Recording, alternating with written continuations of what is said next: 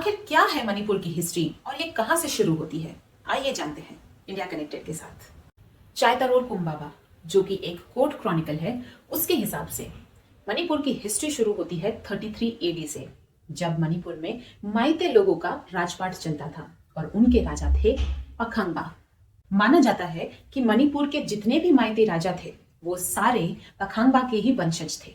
लेकिन क्या मणिपुर में सिर्फ एक ही कम्युनिटी रहती थी, यानी माइते? नहीं, माइते के साथ साथ एक और कम्युनिटी भी रहती थी मणिपुर में, जो थी नागास, एक ट्राइबल कम्युनिटी। नागास का ये ट्राइबल ग्रुप मणिपुर के हिली एरियाज में रहता था, लेकिन बार बार माइती किंगडम में घुसपैठ करने की कोशिश भी करता रहता था। और यहीं से शुरू होता है माइतीज और नागास के बीच का वाद विवाद। माइतीज का मानना था पूरा मणिपुर माइतीज के अंडर में था, उनके कंट्रोल में था, लेकिन नागा कम्युनिटी का ये मानना था कि वो माइतीज से आजाद थे, न कि माइतीज के कंट्रोल में। ये तो असली प्रॉब्लम थी भी नहीं। असली प्रॉब्लम शुरू होती है 18वीं सदी में, जब ब्रिटिशर्स इंडिया में आते हैं।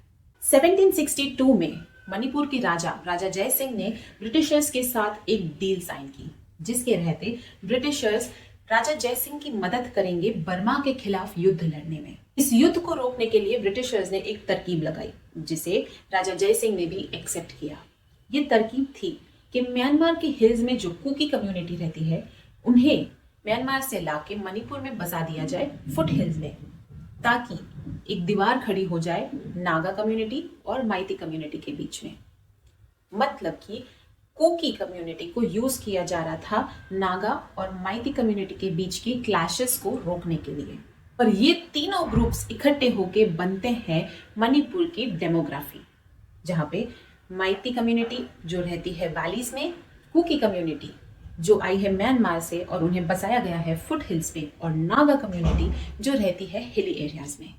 लेकिन युद्ध के बाद भी म्यांमार से कुकी कम्युनिटी का माइग्रेशन बंद नहीं हुआ।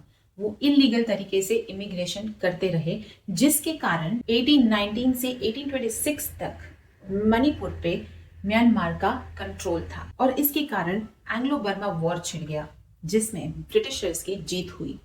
तो अब मणिपुर में बर्मा की जगह ले ली थी ब्रिटिशर्स ने। लेकिन 1819 में मणिपुर के राजा का तख्ता पलट हो जाता है, यानी पैलेस कू। और 1891 में शुरू होता है एंग्लो मणिपुर वॉर, जिसमें एक बार फिर ब्रिटिशर्स की जीत होती है। और जीत होने पे ब्रिटिशर्स एक 5 साल के बच्चे को मणिपुर का राजा बना देते हैं।